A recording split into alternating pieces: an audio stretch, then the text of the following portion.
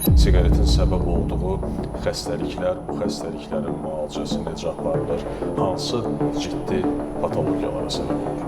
Yəni sistem getsək, ən çox təbii ki, təsir elədiyi sistem ağciyər sistemidir.